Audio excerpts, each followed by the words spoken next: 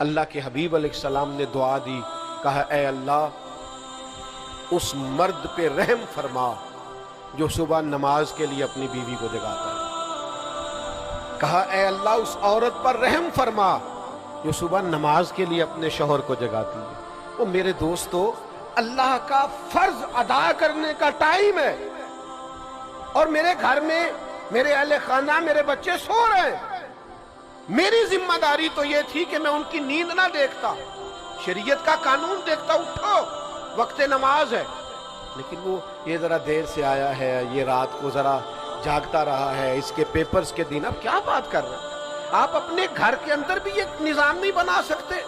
میں تو ان بزرگوں کو جانتا ہوں جو کہتے تھے پتر آج میرے لیے کھانا نہ بنانا، اگر تو نماز کے لیے بر وقت نہیں اٹھ سکتی تو میرا بیٹا میرے کھانے کا تو گزارا ہو جائے گا، میں ہوٹل سے بھی کھا لوں گا، مجھے ڈر آتا ہے۔ تو اللہ کی حدوں کو توڑتے، سمجھتے نہیں بات۔